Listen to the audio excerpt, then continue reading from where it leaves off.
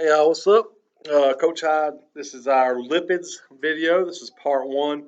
We're going to focus on one of the polymers of lipids. There are four. We're going to focus on triglycerides for this video here. Check out part two. Part two is going to be cholesterol and wax. Those are two more. And then part three, we're going to end with phospholipids. So here we're just talking about the triglycerides for this video. If you're looking for something else, check out another vlog. So lipids is one of our four major macromolecules. We've covered carbohydrates. All right, carbohydrates is one class for macromolecules. We're doing lipids now. We got proteins coming up, and then after that we got nucleic acids. And we're not going to do a whole lot with nucleic acids right now. So today we're focusing on the triglycerides. So this is kind of a diagram, a poorly drawn diagram, but it is a diagram of a triglyceride. All right, so let's look at that word. The word starts out right with tri, right? Tri is referring to 1, 2, 3 fatty acids. Okay, so this entire triglyceride has 3 different fatty acid chains, right? 1, 2, 3.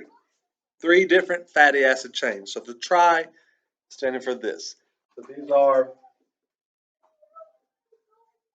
fatty acids. Sorry, spelled that wrong. So fatty acids, what these are called hydrocarbons.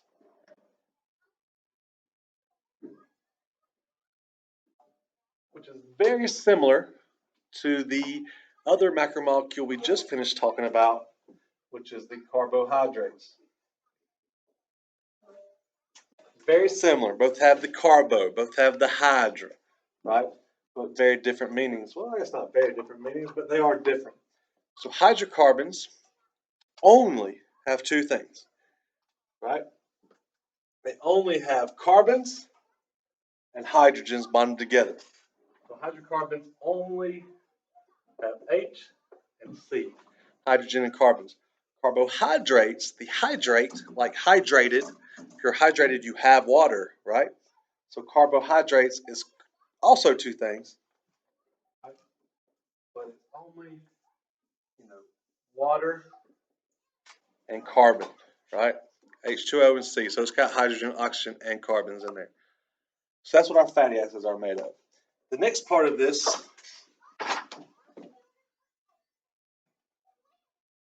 right? Glycer, right? This thing here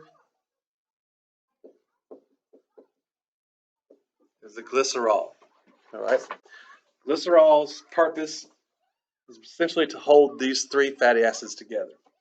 So, oh, sorry, I didn't mean to hit you. I just elbowed my kid for y'all. You're welcome.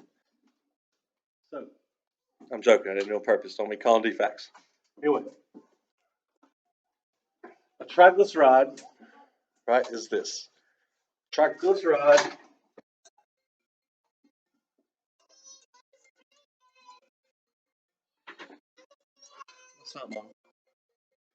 Triglyceride is a polymer, right? It's a lipid polymer. So just like carbohydrates, we had 4 polymers we studied. We got 4 polymers of this lipid. This is our polymer, right? It's made of 2 monomers. Remember, monomers are our building blocks of lipids. So glycerol is a lipid, or excuse me, is a monomer, and fatty acids are monomers. They come together and join to form this polymer we call a triglyceride. Another word for a triglyceride,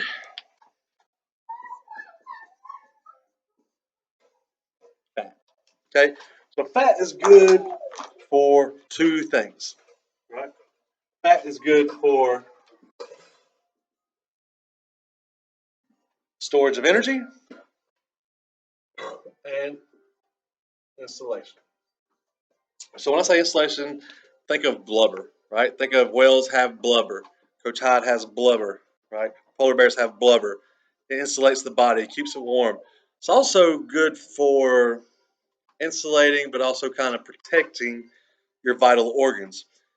So believe it or not, a fat person has a higher chance of survival in a car accident than a skinny person. This is because their vital organs are better protected by layers of fat, right? And even a funnier aspect, a drunk fat person has a better chance to survive than a skinny sober person.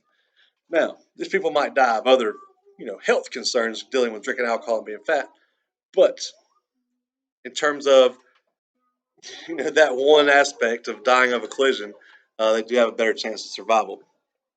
But anyway, the other one is energy. Now, we talked about energy already one time. So I'm going to draw up a carbohydrate who also had the function of energy. Carbohydrate, simple as glucose, right?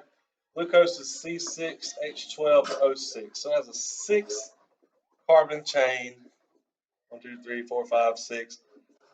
And, it's got some OHs and H's and H's and H's and OHs, stuff like that on it, whatever, I can't remember. But, uh, think about this.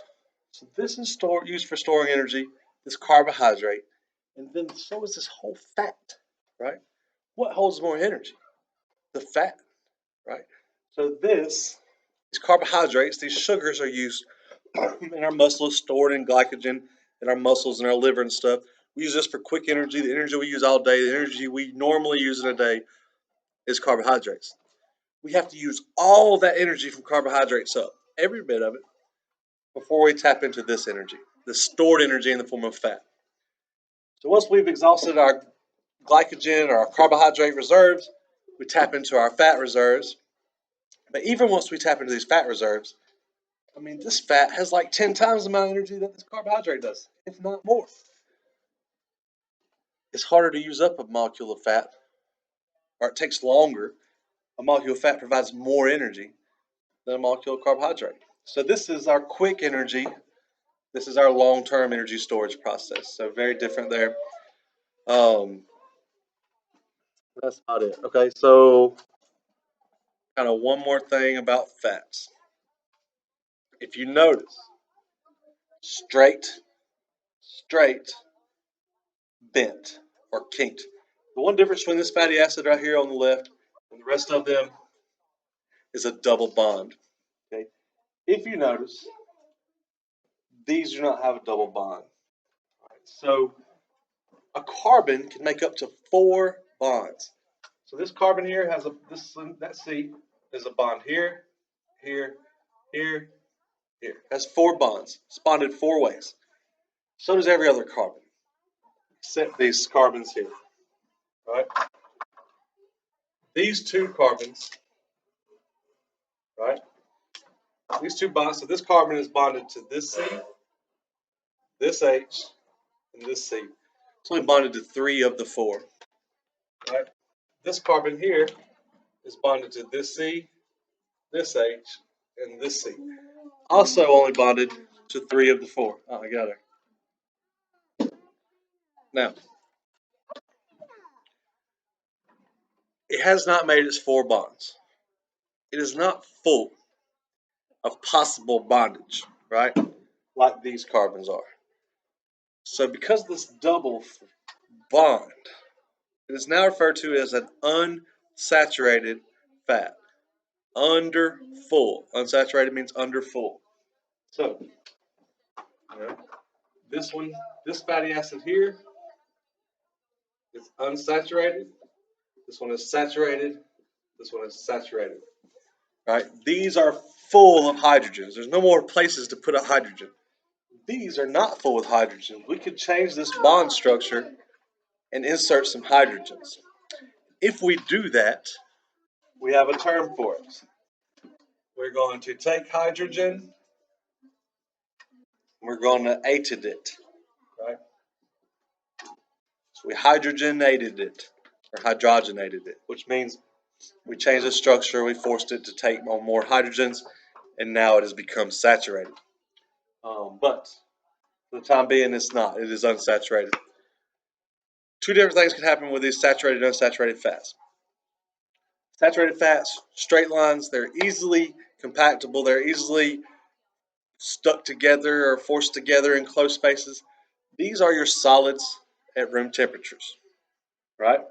So I'm running out of room here to kind of remember that. Saturated fats, that equals solid.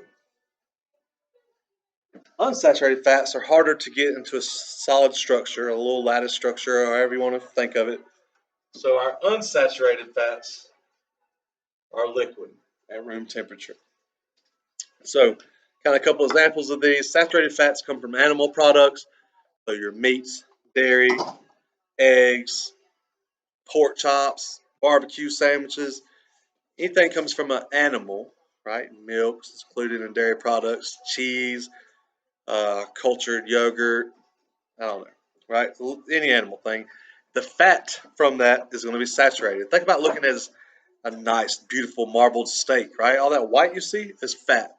Think about cooking ground beef and browning it in the kitchen. When you drain it, you capture the oil. Don't pour it down your sink, right? Because you know what's going to happen to it. If you let it cool down, which it will cool down in your pipes, it's going to turn into a solid, and that's a saturated fat. Butter, solid saturated fat.